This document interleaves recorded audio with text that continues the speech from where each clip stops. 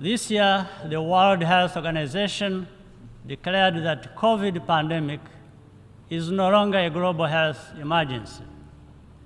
Recovery is well underway, but unfortunately, the starting line was not the same for all of us across different regions.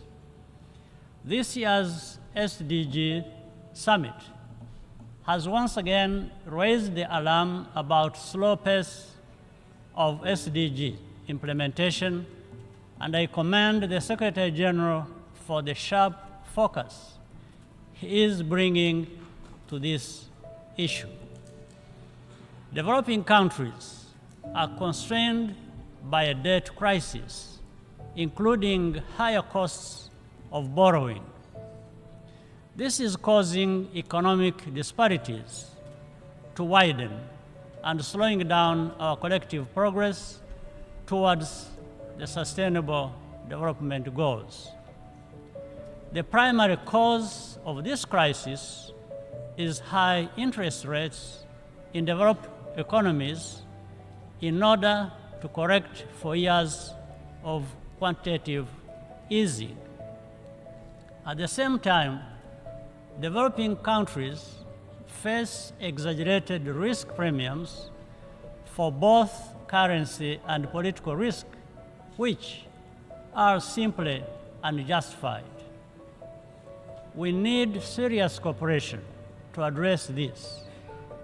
In developing countries, we also have a responsibility to be accountable for the quality of our financial governance and the management of our natural resources.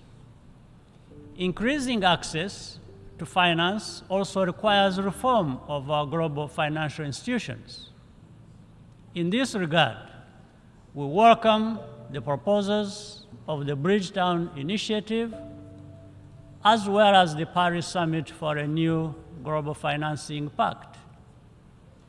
Rwanda also supports the second replenishment of the Green Climate Fund to create the fiscal space for vulnerable nations to tackle climate change.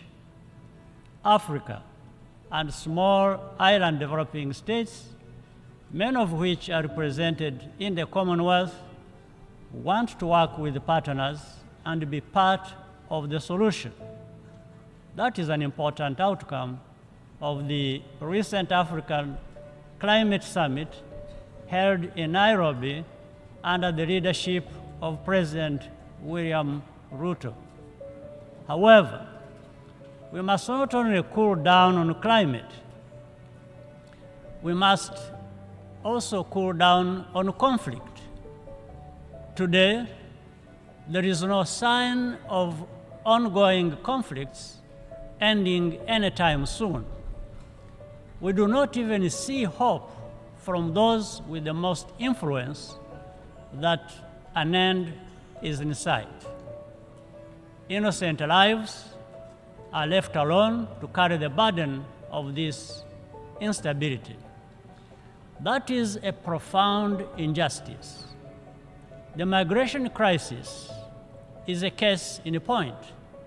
Every year, migrants and refugees undertake dangerous journeys in search of a better future. Rwanda remains committed to working with partners, including the United Nations High Commissioner for Refugees, to contribute to a durable solution.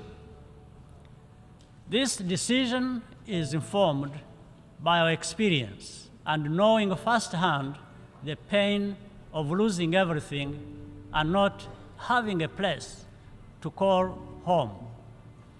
That is part of our promise to leave no one behind. We continue to need a more effective forum to manage global crises. That's why the United Nations was created in the first place. However, that does not absolutely absolve any country or region over the responsibility to address the governance shortfalls which are the root cause of instability. In this regard, I welcome the Secretary General's report on a new agenda for peace. Bilateral interventions, to which Rwanda contributes actively in various places, can provide a rapid response to a crisis situation. But to have a lasting effect, the need to pave the way for multilateral engagement and international political progress. No matter the amount of troops deployed, the mindset should be to get results which serve the interests of the people on the ground. Paying lip service to peace and getting lost in process and formalities only serves to confirm the selective attention of some in the international community. We still have a long way to go. Africa urgently needs to be fully represented in bodies where decisions concerning our future are made. Just as urgently, Africa must be fully prepared to speak with one voice. Ultimately, a more effective development cooperation framework must give equal weight to everyone's needs and priorities. That is what builds fair and equal partnerships and a more just and peaceful world. That's what we all claim to want, even as we too frequently fall short. In that spirit, allow me to commend the United Nations Development Program, led by Akim Steiner, for the Timbuktu initiative to strengthen the African startup innovation ecosystem. This week, the International Telecommunications Union, led by Doreen Bodan Martin, together with UNDP, unveiled a major new initiative on inclusive digital public infrastructure.